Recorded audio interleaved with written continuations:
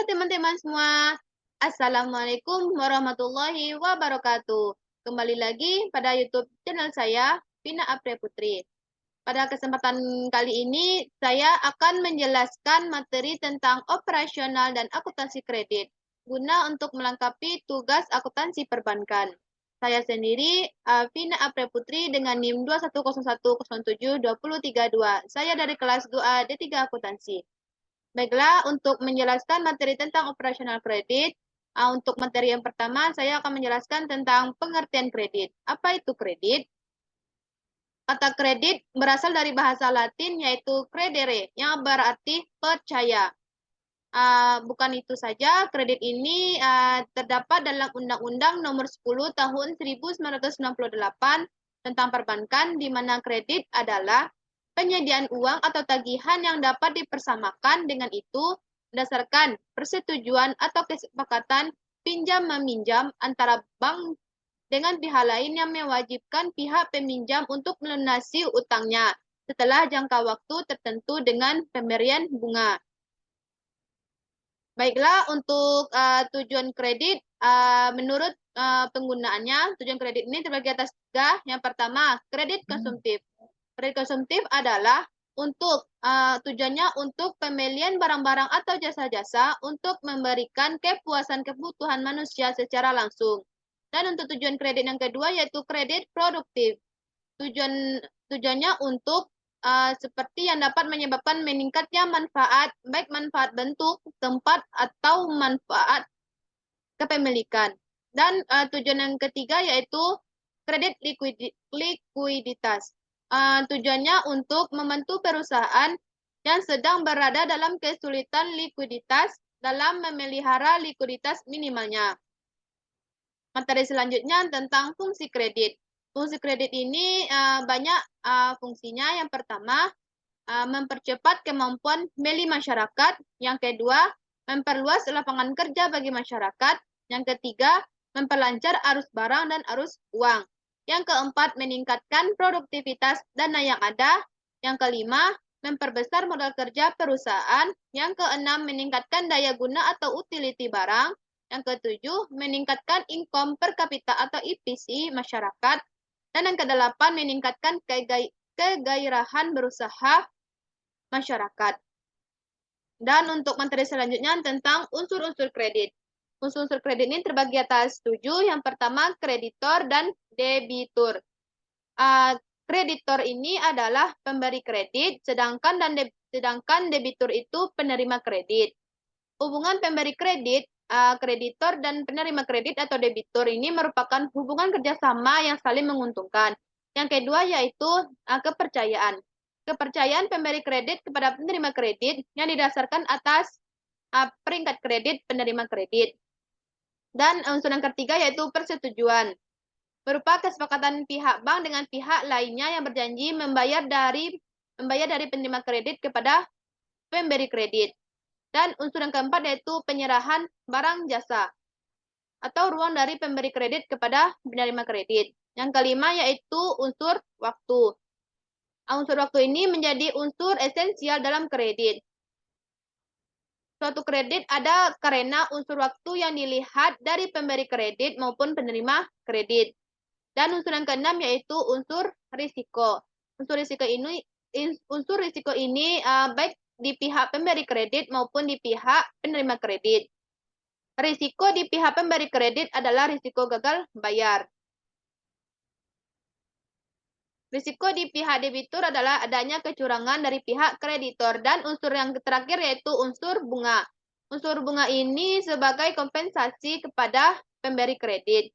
Bagi pemberi kredit, bunga tersebut terdiri dari beberapa komponen seperti biaya modal, biaya umum, dan lain-lain. Dan untuk materi selanjutnya yaitu tentang jenis-jenis kredit. Jenis-jenis kredit ini terbagi beberapa macam. Yang pertama, berdasarkan jangka waktu.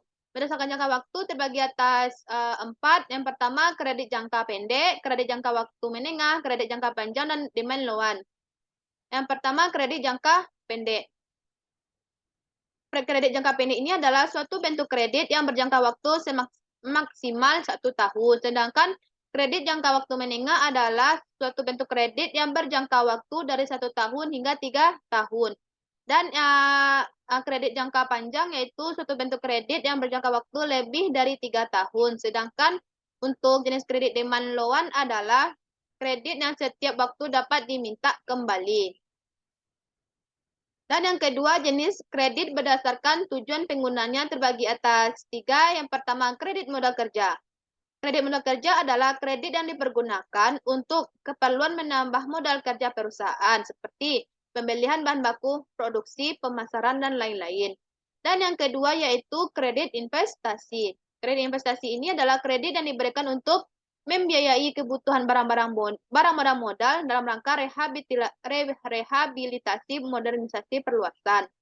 Dan yang ketiga yaitu kredit konsumtif. Kredit konsumtif ini adalah kredit yang diberikan kepada perorangan yang dapat diajukan secara perorangan, kelompok, atau melalui perusahaan untuk keperluan serbaguna. Untuk materi yang selanjutnya yaitu prinsip-prinsip pemberian kredit.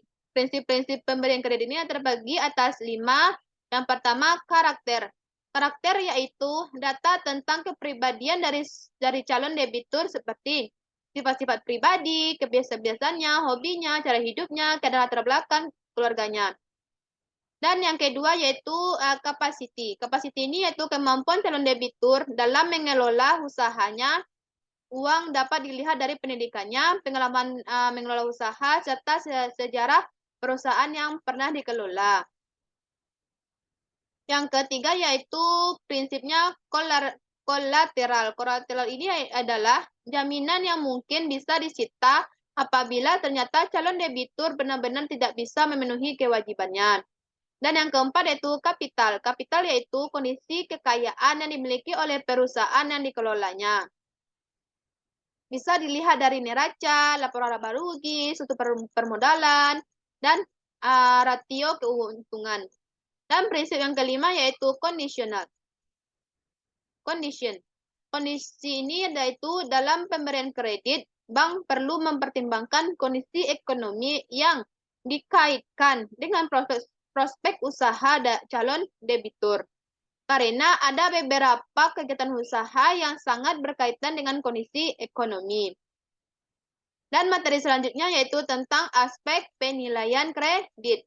Aspek penilaian kredit ini terbagi atas 6. Yang pertama, aspek hukum. Yang kedua, aspek pemasaran. Dan yang ketiga, aspek keuangan. Dan yang keempat, aspek teknis. Dan yang kelima, aspek manajemen. Dan keenam, aspek ekonomi. Yang pertama yaitu aspek hukum. Yang dinilai dalam aspek ini adalah masalah legalitas badan usaha serta izin-izin yang dimiliki perusahaan yang mengajukan kredit. Dan untuk yang kedua, aspek pemasaran.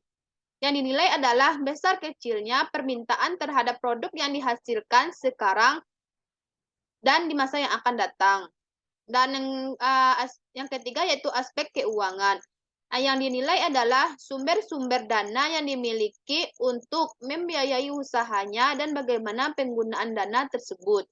Dan yang keempat yaitu aspek teknis. Aspek teknis ini yang dinilai adalah yang berkaitan dengan produksi, lokasi dan layout, seperti kapasitas mesin yang digunakan. Dan yang kelima yaitu aspek manajemen. Aspek ini digunakan untuk menilai struktur organisasi perusahaan, sumber dana manusia yang dimiliki, serta latar belakang pendidikan dan pengalaman sumber daya manusianya. Dan aspek penilaian terakhir yaitu aspek ekonomi. Aspek ekonomi ini menganalisis dampaknya yang ditimbulkan akibat adanya proyek terhadap perekonomian masyarakat. Dan untuk materi selanjutnya tentang prosedur pemberian kredit. Prosedur pemberian kredit ini terbagi atas 9. Yang pertama, pengajuan permohonan atau aplikasi kredit.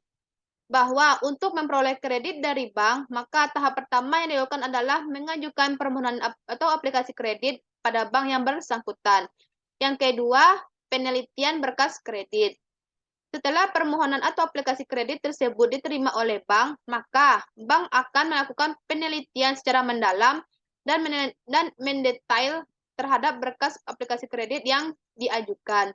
Dan yang ketiga, prosedurnya wawancara awal.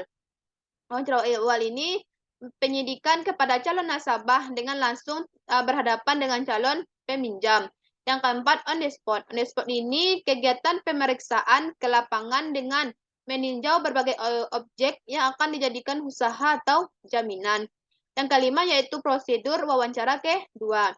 Wawancara kedua ini kegiatan perbaikan berkas. Jika mungkin ada kekurangan pada saat setelah dilakukan on the spot di lapangan.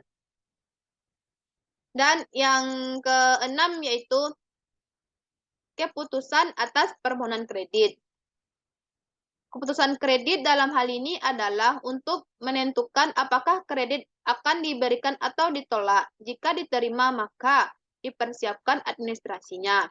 Dan prosedur yang ketujuh yaitu persetujuan permohonan kredit. Adalah keputusan bank untuk mengabulkan sebagian atau seluruh permohonan kredit dari calon nasabah. Dan prosedur yang kedelapan yaitu realisasi kredit. Realisasi kredit ini diberikan setelah penandatanganan akad kredit dan surat-surat yang diperlukan dengan membuka rekening giro atau tabungan di bank yang bersangkutan. Dan prosedur yang ke-9 yaitu penyaluran atau penarikan dana. Pencairan atau pengambilan uang dari rekening sebagai realisasi dari pemberian kredit dan dapat diambil sesuai ketentuan dan tujuan kredit, yaitu sekaligus atau secara bertahap. Dan untuk materi selanjutnya tentang penyebab kredit macet. Penyebab kredit macet ini terbagi atas dua, yaitu faktor internal dan faktor eksternal. Faktor internal yaitu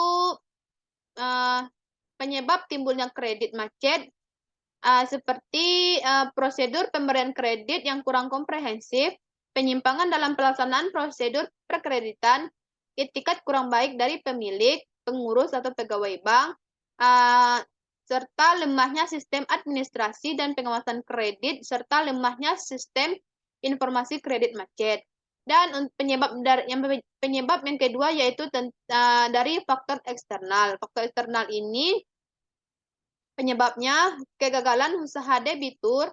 Yang kedua, musibah terhadap debitur atau terhadap kegiatan usaha debitur. Yang ketiga, menurunnya kegiatan ekonomi dan tingginya suku bunga kredit. Kenaikan suku bunga, kondisi ekonomi, melemahnya kurs dan indeks saham. Materi selanjutnya tentang penyelesaian kredit macet.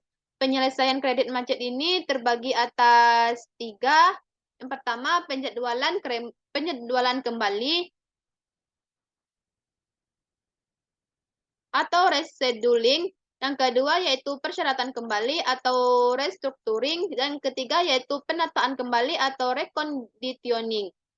Yang pertama yaitu penjadwalan kembali. Penjadwalan kembali itu adalah kondisi di mana kreditur memberikan perpanjangan tenor kepada debitur. Penyelesaian panjang tenor juga disesuaikan dengan kemampuan bayar debitur. Semakin panjang tenor harapannya akan memperkecil jumlah angsuran yang dibayarkan setiap bulannya. Yang kedua, persyaratan kembali. Persyaratan kembali ini kondisi di mana kreditur dapat merubah jadwal pembayaran, jangka waktu, serta persyaratan lainnya dengan syarat tidak merubah maksimum plafon kredit. Dan penyelesaian yang ketiga yaitu penataan kembali atau reconditioning. Dalam kondisi ini, si kreditur dapat memberikan relaksasi kredit dengan cara mengubah tunggakan menjadi pokok kredit baru hingga penjadwalan dan persyaratan kembali. Cukup sekian penjelasan tentang operasional kredit. Apabila ada kesalahan, mohon dimaafkan. Assalamualaikum warahmatullahi wabarakatuh. Jangan lupa subscribe, like, and comment.